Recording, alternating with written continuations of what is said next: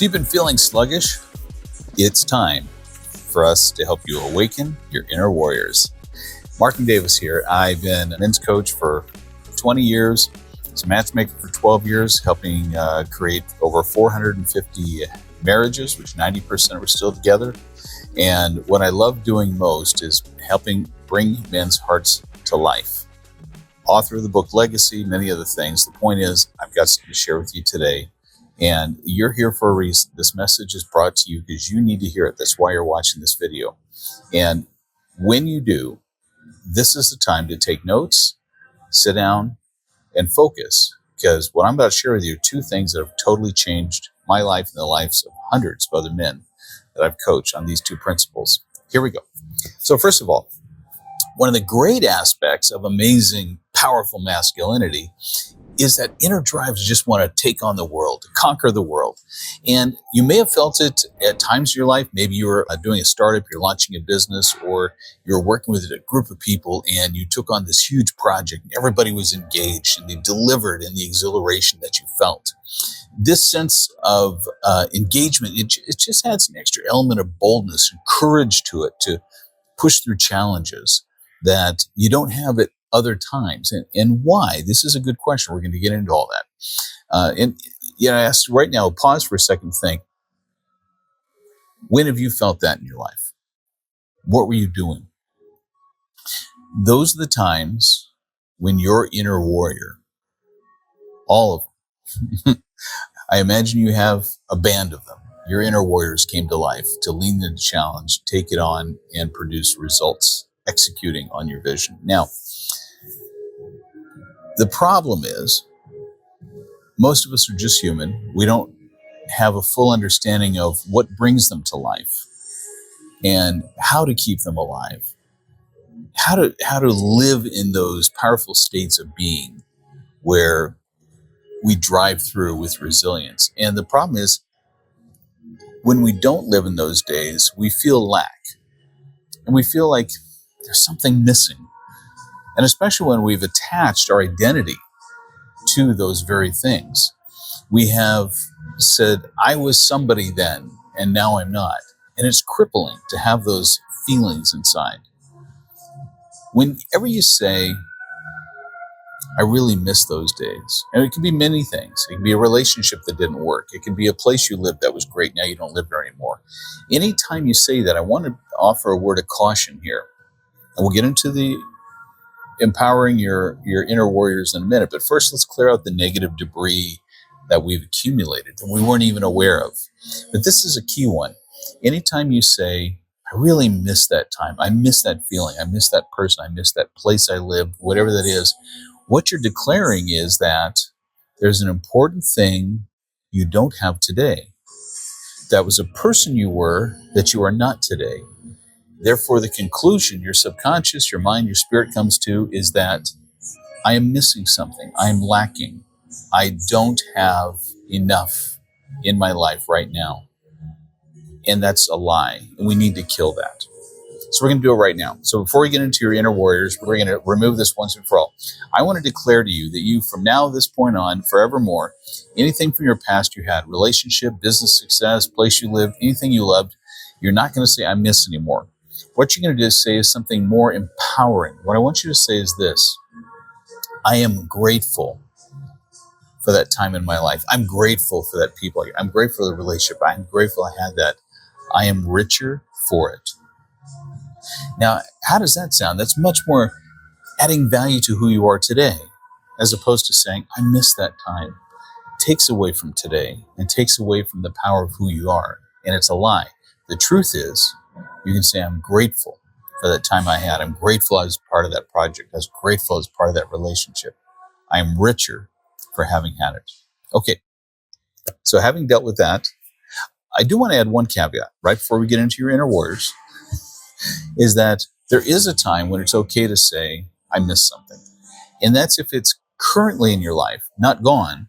But for example, if you're simply traveling and you're not with your loved one, if you're away from your home, if your parents are still alive and you're going to visit them later, but to say, I miss my mom and dad. I miss my loved one. I miss being home right now. It's okay because you will be reunited with it. It's not missing from your life. It's part of your life. Huge difference. I hope you understand that. So we're going to change the vocabulary for things of the past so you're richer for it, you appreciate it, value for it, and only use that term "I'm missing" if it's something currently in your life that's adding value to you and you appreciate it. And then when you say "I miss it," all you're saying is "I'm grateful for that, I'm adding value." So both of them are gratitude. Okay, now, awaken your inner warriors. In the Greek mythology, at least the way I represent it, there is a concept. You've got a small band of warriors in you that are going to give you that energy to fight, to resilience, to bold energy where nothing stands your way, where you will see this thing done or die trying. And how do you wake them up? One word: action. A very specific kind of action.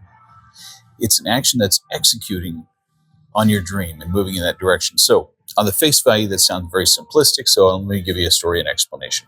There was a time when I had a business idea that excited me very much. And I was thinking about it. To wake me up, I'd see myself, in all of its glory, being on the front of business magazines, for all of this stuff. And it excited me. And so I started sitting down planning it out. And then I'd get a little bogged down by my computer just because all of a sudden all the details come up, things I didn't know, reasons it could fail. So I'd go find a friend. I'd share the idea to go get him, who loved me, obviously, and just says, yeah, I believe in you. That'd be a great idea. And then I'd come back and I'd start typing up again. But there was a different tone, a different quality to it. There was not a commitment or engagement, but just a lot of fantasy, a lot of beautiful stuff. Now, planning is necessary. And so there are times you're going to have to sit behind a computer because it's a step on the way to something.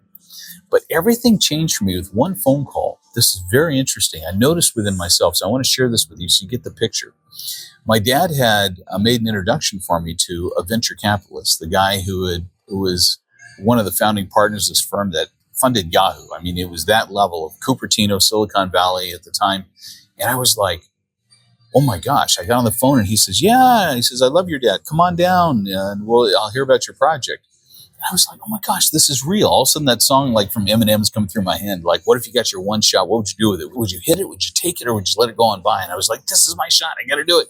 And so I was getting ready. I had everything engaged because this is actual engagement. This is something that could change my life, to get this business going. I'm actually meeting with finance people. I'm actually going and engaged in the process. I was so lit up.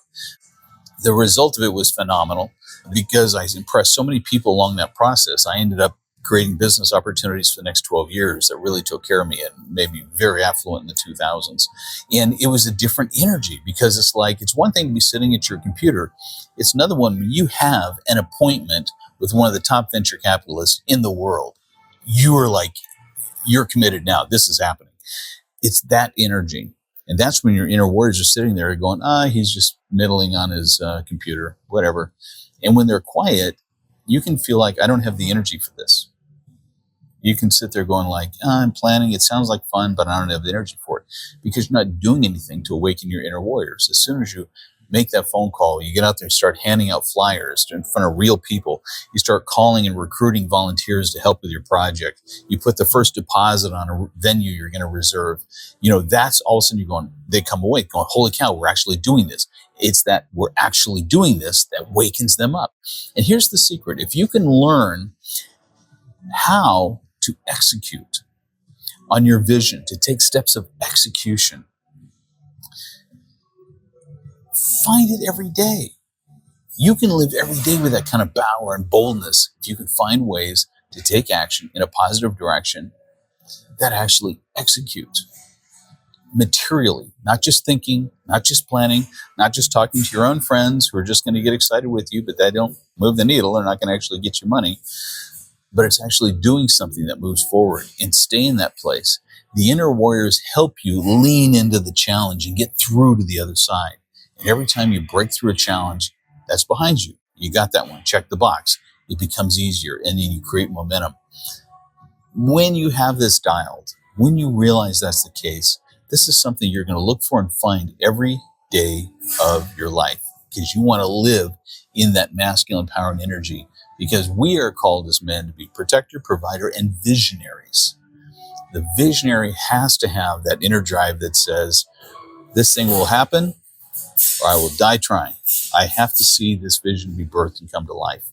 And you end up finding that you can apply that energy to anything. It can be you're going to go and do a marathon or something, or it can be something fun with your family. We are going to do this, and it's going to be an amazing time. I hope you can live in that energy. And to wrap this up, I want to give you some reflection questions. First of all, to the first point I made, question number 1, is there something from your past you feel is missing from your life today?